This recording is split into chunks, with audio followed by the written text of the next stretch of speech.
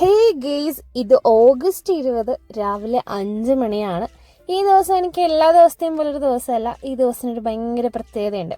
പക്ഷെ ആ പ്രത്യേകത എന്താണെന്ന് പറയുന്നതിന് മുന്നേ നിങ്ങളെല്ലാവരും എൻ്റെ ചാനൽ സബ്സ്ക്രൈബ് ചെയ്യണം കേട്ടോ. അപ്പോൾ വീഡിയോ കാണുന്നവർ ചാനൽ സബ്സ്ക്രൈബ് ചെയ്യുക. ഈ വീഡിയോ കണ്ടു തീർന്നതിന് ശേഷം ഇഷ്ടമെങ്കിൽ ലൈക്ക് ചെയ്യുക, കമൻറ്റ് ചെയ്യുക, ഷെയർ ചെയ്യുക. നിങ്ങളുടെ അഭിപ്രായങ്ങൾ എന്ത് തന്നെയുള്ളത് കമൻറ്റ് ചെയ്യണം കേട്ടോ. എങ്കിൽ എനിക്ക് എൻ്റെ അടുത്ത വീഡിയോയിൽ എന്തൊക്കെയാണ് ഞാൻ ഉൾപ്പെടുത്തേണ്ടത്, അത് എന്തൊക്കെയാണ് ഞാൻ മാറ്റേണ്ടതൊക്കെ എനിക്ക് അറിയാൻ പറ്റുള്ളൂ. അപ്പോൾ ഇന്നത്തെ ദിവസത്തിൻ്റെ പ്രത്യേകത പറയാം. ഇന്ന് എൻ്റെ ബർത്ത്ഡേ ആണ്. ഇന്ന് എനിക്ക് 26 വയസ്സാവുകയാണ്. ആക്ച്വലി ഞാൻ ഈ വീഡിയോ ഇടുമ്പോൾ ഒരു മാസം കൂടി കഴിഞ്ഞിട്ടാണ് ഞാൻ ഈ വീഡിയോ ഇടുന്നത്. എനിക്ക് കുറച്ച് തിരക്കുകൾ കാരണം വീഡിയോ ഇടാൻ പറ്റിയിട്ടുണ്ടായിരുന്നില്ല. അപ്പോൾ അന്നത്തെ ഒരു മോർണിംഗ് റൊട്ടീൻ എങ്ങനെയാണെന്നാണ് കാണിക്കുന്നത്. എല്ലാ ദിവസത്തെയും പോലെ ഒരു ദിവസം തന്നെയാണ്, എന്നാലും കുറച്ച് സ്പെഷ്യൽ ആയതുകൊണ്ട് ഒന്ന് കുളിച്ചുകള എന്നൊക്കെ വിചാരിച്ചു. അതുകൊണ്ട് കുറച്ച് നേരത്തെ എണീറ്റോന്നേ ഉള്ളൂ. അങ്ങനെ രാവിലെ എണീറ്റു, പല്ലുതേപ്പ് കഴിഞ്ഞു. അടുത്ത കുളിസീനാണ്. അങ്ങനെ കുളിക്കാൻ കയറി. സോറി ഗെയ്സ്, കുളി കഴിഞ്ഞ് തിരിച്ചിറങ്ങുന്ന സീൻ മാത്രമേ ഉള്ളൂ, കുളി സീൻ ഇല്ല കേട്ടോ. അപ്പോൾ അതെല്ലാം കഴിഞ്ഞ് ഇനി അടുത്ത കിച്ചണിലെ പരിപാടിയാണ്. കാരണം രാവിലെ 7 മണിയാകുമ്പോൾ ആമിക്ക് പോകണം. അപ്പോൾ അതിന് മുന്നേ ഒന്ന് മോയ്സ്ചറൈസർ അപ്ലൈ ചെയ്യാമെന്ന് കരുതി. കാരണം ഇവിടുത്തെ ക്ലൈമറ്റിന് എൻ്റെ ബോഡി ഭയങ്കരമായിട്ട് ഡ്രൈ ആവുന്നുണ്ട്. എൻ്റെത് മാത്രമല്ല, എല്ലാവർക്കും അങ്ങനെ തന്നെയാണ്. ഒരു തണുപ്പുമല്ല ചൂടുമല്ല, അങ്ങനത്തെ ഒരു കാലാവസ്ഥയൊക്കെയാണ്. അപ്പോൾ ഭയങ്കരമായിട്ട് ഡ്രൈ ആവുന്നത് കൊണ്ട് ചെറിയൊരു മോയ്സ്ചറൈസർ അപ്ലൈ ചെയ്തു. ഒരു പൊട്ട് തൊട്ടു, പിന്നെ ലിപ്സ്റ്റിക്ക്. അത് പിന്നെ ഞാൻ ചത്തിടുന്നാലും എൻ്റെ ചുണ്ടിൽ കാണും. അപ്പോൾ അതുകൊണ്ട് അത് മാത്രം അപ്ലൈ ചെയ്തു. ഇത്രയേ ഉള്ളൂ എൻ്റെ മേക്കപ്പ്. അതോടുകൂടി അത് കഴിഞ്ഞു. അത് കഴിഞ്ഞിട്ട് നേരെ കിച്ചണിൽ കയറി. ആമിക്ക് പോകണം. അപ്പോൾ രാവിലെ ആമിക്ക് ടിഫിൻ റെഡിയാക്കണം.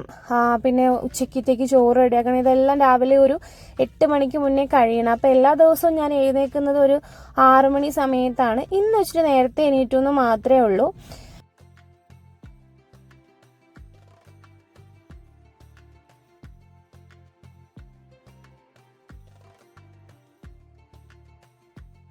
ബർത്ത്ഡേക്ക് ഇല്ലേ കുറച്ച് ഭക്തിയായി കളയാമെന്ന് വിചാരിച്ചു. ഇവിടെ എല്ലാ ദിവസവും വിളക്ക് കത്തിക്കാറില്ല. എന്തെങ്കിലും വിശേഷ ദിവസങ്ങളിൽ മാത്രമാണ് ഞാൻ നിലവിളക്ക് കൊളുത്തൽ. അല്ലാതെ എല്ലാ ദിവസവും കൊളുത്താനായിട്ട് പറ്റാറില്ല. അപ്പോൾ രാവിലെ എന്തായാലും വിളക്കൊക്കെ കൊളുത്തി ഒന്ന് അനുഗ്രഹമൊക്കെ മേടിച്ചു. അടുത്ത പിറന്നാളും ഇതുപോലെ ആഘോഷിക്കാനായിട്ട് ജീവനോടെ ബാക്കി വെച്ചേക്കണേ തമ്പുരാനെ എന്നൊന്ന് പ്രാർത്ഥിച്ചിട്ട് അടുക്കളയിലോട്ട് കയറാമെന്ന് കരുതി.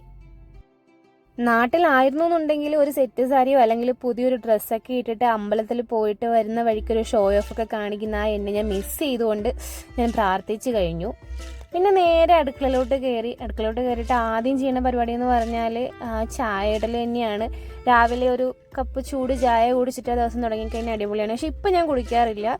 ചെറുതൊരു ഡയറ്റൊക്കെ തുടങ്ങിയതുകൊണ്ട് ഇപ്പം ഞാൻ കുടിക്കാറില്ല. ഇവിടുത്തെ പാലിന് ഭയങ്കര കൊഴുപ്പാണ്.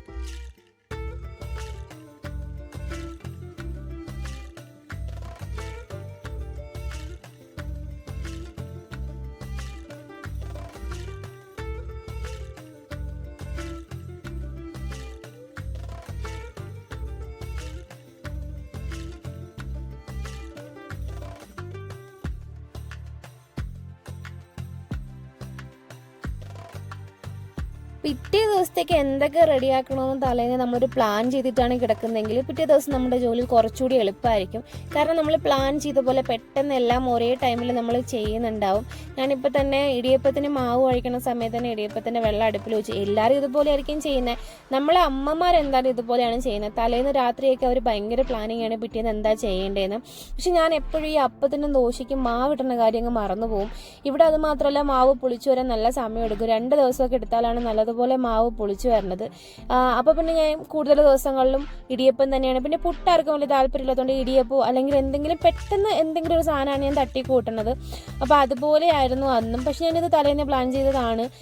കുറച്ച് ലേറ്റായി പോയി പ്ലാൻ ചെയ്യാൻ. അതുകൊണ്ട് പിന്നെ അരി ഉഴുന്നൊന്നും വെള്ളത്തിലിട്ട് യാതൊരു കാര്യമില്ല. അങ്ങനെ പിന്നെ അന്നത്തേക്ക് ഇടിയപ്പം മുട്ടക്കറി അങ്ങനെയാക്കി. ഇതിൻ്റെ കൂടുതൽ ചോറാവണം, കറികളാവണം.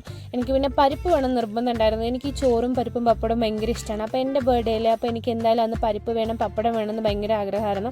അപ്പോൾ അതും ഇതിൻ്റെ കൂട്ടത്തിൽ തന്നെ റെഡി ആവണം. അങ്ങനെ ഇടിയപ്പത്തിൻ്റെ സംഭവങ്ങളെല്ലാം ആവി കയറ്റി വെച്ചിട്ട് വേണം ഇനി അടുത്ത് ആമിയെ റെഡിയാക്കി ആമിക്കുള്ള ടിഫിനും കാര്യങ്ങളൊക്കെ എടുത്തു വയ്ക്കാൻ വേണ്ടിയിട്ട്.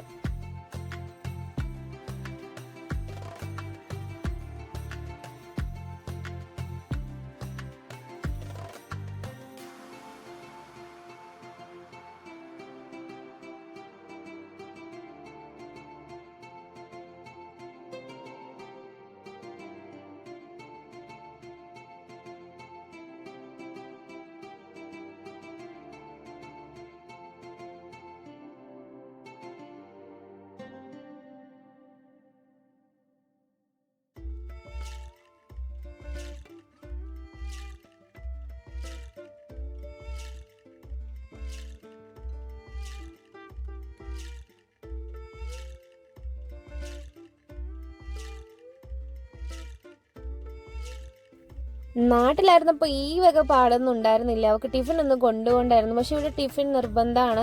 ഉച്ചയ്ക്ക് എന്തെങ്കിലും കഴിക്കാൻ വേണ്ടിയിട്ട് രാവിലെ 7 മണിക്കൊക്കെ പോകണല്ലേ. അപ്പം മിക്കുള്ള കുട്ടികളും ബ്രേക്ക്ഫാസ്റ്റ് ഒന്നും കഴിക്കാണ്ടാവും വരുന്നത്. പക്ഷെ ആമയെ കൊണ്ട് ഞാൻ എന്തെങ്കിലുമൊക്കെ കുറച്ചൊക്കെ തീറ്റിക്കാറുണ്ട്, എന്നിട്ടാണ് വിടുന്നത്. എന്നിട്ട് ഇതുപോലെ എന്തെങ്കിലും ഫ്രൂട്ട്സോ അല്ലെങ്കിൽ വേറെ എന്തെങ്കിലും ഐറ്റംസൊക്കെ ടിഫിനായിട്ട് കൊടുത്തു വിടും. എന്തെങ്കിലും കേക്ക് പോലുള്ള ഐറ്റംസോ അങ്ങനെ എന്തെങ്കിലുമൊക്കെയാണ് കൊടുത്തു വിടുന്നത്. പിന്നെ കൂടെ ഒരു ജ്യൂസും കൊടുത്തു വിടും. അപ്പോൾ ഒരു 11 മണിക്കൊക്കെ അത് കഴിച്ചിട്ട് പിന്നെ 1 മണിയാകുമ്പോൾ വീടെത്തും. അപ്പോഴേക്കും കുട്ടിക്ക് പിന്നെ വിശപ്പുണ്ടാകാനൊരു ഗ്യാപ്പ് ഉണ്ടാവില്ല. അങ്ങനെയാണ് സാധാരണ ഇവിടെ പൊതുവേ കൊടുത്തു വിടാറ്. ഇനി അവളെ പറഞ്ഞു വിട്ടിട്ട് വേണം എനിക്ക് ബാക്കി പണികൾ ചെയ്യാൻ വേണ്ടിയിട്ട്. ഇതാണ് ആമിക്ക് കൊടുക്കുന്ന ജ്യൂസ് കേട്ടോ. ഇത് പാലുണ്ട്, ഇതിൻ്റെ പല ഫ്ലേവർ ഉണ്ട്, അങ്ങനെയൊക്കെയാണ് കൊടുക്കണം. അപ്പോൾ ആമി പോയി കഴിഞ്ഞു. ഇനി ഞാൻ ഡ്രസ്സൊക്കെ ചേഞ്ച് ചെയ്തിട്ട് ഞാൻ ശരിക്കും അങ്ങോട്ട് കയറാൻ പോവാണ്. ഞാൻ കറികളൊക്കെ ഉണ്ടാക്കി, പരിപ്പും കാര്യങ്ങളൊക്കെയാണ് ഉണ്ടാക്കിയത്. പക്ഷേ സംഭവം ഞാൻ അതിൻ്റെ വീഡിയോ എടുക്കാനായിട്ട് വിട്ടുപോയി. അതാണ് സത്യം. എനിക്കിതെല്ലാം ഉണ്ടാക്കുന്നത് നിങ്ങളെ കാണിക്കണം എന്നുണ്ടായിരുന്നു. ഇനിയിപ്പോൾ ഓരോ കറികൾ ഉണ്ടാക്കുന്നത് ഓരോ റെസിപ്പി ആയിട്ട് ഇടാതെ അങ്ങനെ പറ്റുള്ളൂ. അന്ന് ഞാനിത് എടുക്കാനായിട്ട് വിട്ടുപോയി. പിന്നെ ഇവിടെ മറ്റേ അരകല്ലും കാര്യങ്ങളൊന്നും ഇല്ലാത്തത് കൊണ്ട് ഇത് വറുത്തിട്ട് ഇത് പൊടിക്കുമല്ലോ, അതൊന്നും ചെയ്യാൻ പറ്റില്ല. ഭയങ്കര മണ്ടത്തരങ്ങളാണ് കാണിച്ചത്. ഇതിനകത്ത് വെച്ചിട്ട് ഇടിച്ച് പൊട്ടിക്കാനൊക്കെ നോക്കിയിട്ട് കുറേ പരിപ്പ് കളഞ്ഞു പോയി. പിന്നീട് പക്ഷേ ഓണത്തിനുണ്ടാക്കിയ സമയത്ത് പെർഫെക്റ്റ് ആയിട്ട് വന്നു. ഇത് പിന്നെ വെപ്രാളത്തിനിടയ്ക്ക് പയർ കുറച്ച് കരിഞ്ഞു പോയി. പിന്നെ ഇടിച്ചപ്പോൾ ഇതുപോലെ കുറച്ച് താഴെ പോയി. അങ്ങനെ കുറച്ചധികം പണിപ്പെട്ടിട്ടാണ് ഞാനിത് ഉണ്ടാക്കിയെടുത്തതെന്ന്. ഇവിടെ വന്നതിന് ശേഷം, ഇത്തവണ വന്നതിന് ശേഷം ആദ്യമായിട്ടായിരുന്നു ഉണ്ടാക്കിയെടുക്കുന്നത്. അപ്പോൾ ഇത് എന്ത് ചെയ്യണം എന്നുള്ളൊരു ഐഡിയ ഒക്കെ എൻ്റെ കയ്യിൽ നിന്ന് പോയിട്ടുണ്ടായിരുന്നു. പക്ഷെ പിന്നീട് ആയപ്പോഴത്തേക്ക് ഓക്കെ ആയി വന്നു.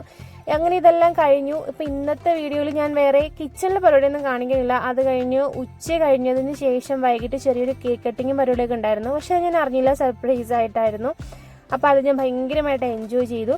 ആ വീഡിയോയോട് കൂടിയിട്ട് ഇന്നത്തെ വീഡിയോ വൈൻഡപ്പ് ആവുകയാണ്. അപ്പോൾ വീഡിയോ കാണുന്നവർ ചാനൽ സബ്സ്ക്രൈബ് ചെയ്യാനും ലൈക്ക് ചെയ്യാനും ഷെയർ ചെയ്യാനും മറക്കരുത്. ഇന്നത്തെ വീഡിയോ ഇത്രയേ ഉള്ളൂ. എൻ്റെ ബർത്ത്ഡേയുടെ അന്നത്തെ ഒരു ദിവസത്തിൻ്റെ പകുതി ഭാഗം മാത്രമേ ഉള്ളൂ കേട്ടോ. അപ്പോൾ ഇനി അടുത്ത വീഡിയോയിൽ കാണാം. ബർത്ത്ഡേ സെലിബ്രേഷൻ്റെ വീഡിയോ ആരും മിസ്സാക്കരുത്. എനിക്ക് കിട്ടിയ നല്ല 8ൻ്റെ പണികളായിരുന്നു. അപ്പോൾ എല്ലാവർക്കും താങ്ക് യു ഫോർ വാച്ചിങ്.